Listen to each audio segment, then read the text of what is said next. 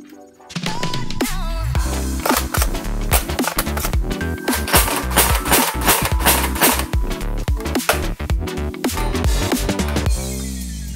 안녕하세요. 모델건 하우스입니다.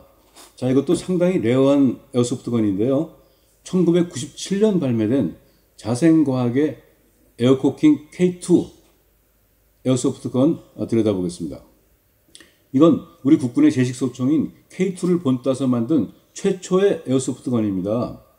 뭐 국내 최초일 뿐 아니라 K2는 다른 나라에서는 에어소프트건으로 안 만들었을 테니까 세계 최초의 K2 비비탄 총이죠. 어떻게 보면 상당히 역사적인 에어소프트건이라고 볼 수 있겠네요. 근데 이 퀄리티는 그렇게 높지 않아 가지고 많은 애호가들의 불만을 샀죠. 우선 박스부터 보면 이게 박스 아트부터가 조금 좀 그렇게 세련되지 않았죠. 그리고 K2의 박스인데 이 그림의 병사들 들고 있는 총이 M16이잖아요. 사용 연령이 18세 이상이에요. 어른용이네요. 자, 여기 제작 연도가 있는데 1997년 1월이네요.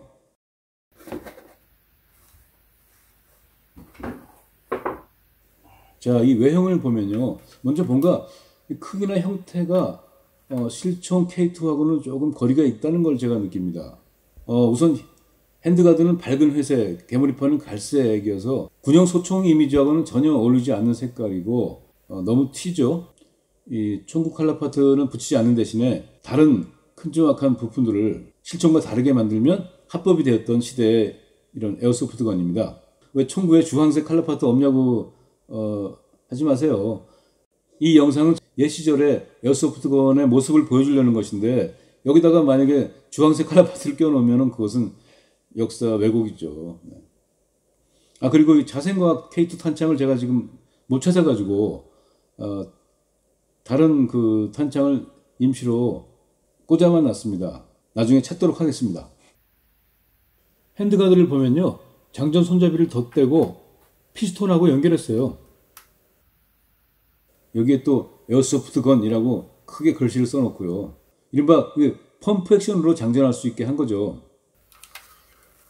근데 이 리시버 오른쪽을 보면 놀랍게도 장전 손잡이는 아예 생략했어요. 그냥 펌프 액션으로만 가지고 놀면 되지 않냐는 그런 것 같아요. 색채를 보면 이 핸드가드하고 개머리판 이외의 부분은 바렐이나 리시버나 모두 그냥 똑같이 반짝반짝하는 검정 플라스틱 색입니다. 토이스타 K2 같은 경우에 리시버 부분을 바렐과 좀 차별되게 어두운 회색에 가깝게 이렇게 표현한 것과는 대조적이죠. 자, 형태를 한번 천천히 뜯어보면요. 우선 길이가 좀 작아 보이죠. 실제 K2가 970mm라는데요. 이걸 재보니까 약 910mm밖에 안 되네요. 60mm, 6cm가 짧아요.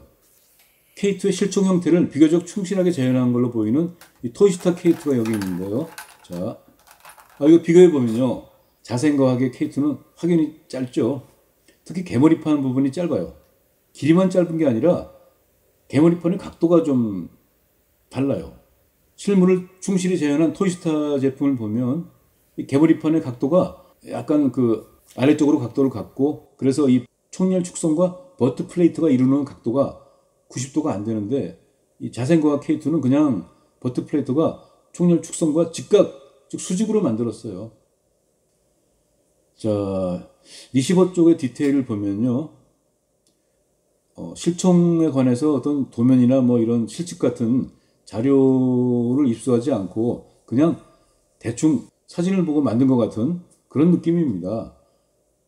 토이스타 K2하고 비교해 봐도 상당히 형상이 다르다는 걸 알 수 있죠. 몸통 각인도 대한민국이라는 그 글자가 안 보이고 그냥 뭐 K2 뭐 이런 영문만 써 있어요. 이 셀렉터는 또 이게 무슨 이유인지 오토하고 세이프만 있어요. 셀렉터를 세이프에 놓으면 방아쇠가 안 당겨집니다. 리시버 오른쪽에는 자생과학 관련 각인들이 굉장히 많이 있네요. 이거 상표 등록이 93년이네요. 개머리판은 실총과 마찬가지로 접게 돼 있어요. 이렇게 해서 접습니다.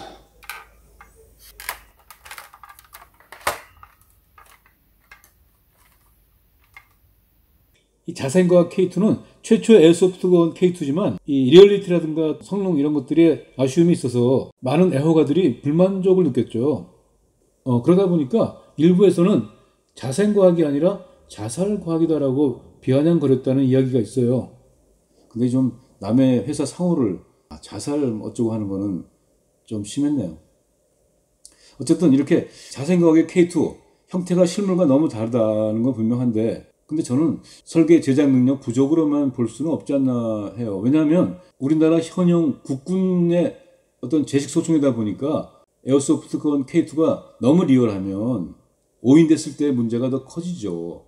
그래서 일부러 유치하게 만든 부분이 있다고 저는 여겨집니다. 그래서 이 비비탄을 부담 없이 쏘고 노는 그런 놀이용 총으로서 이 자생 K2는 뭐 장점도 있습니다. 우선 펌프 액션이기 때문에 발사하기가 굉장히 편해요. 이 탄창을 아직 못 찾아가지고 비비탄을 발사하는 거는 다음 기회에 하기로 하고요. 공격발로만 해보면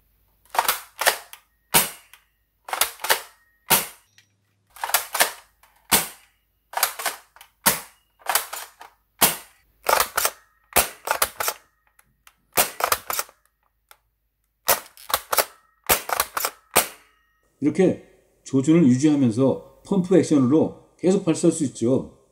그리고 중요한 기능, 아예 방아쇠를 당긴 채로 이렇게 장전 레버만 왕복하면 탄이 계속 나갑니다.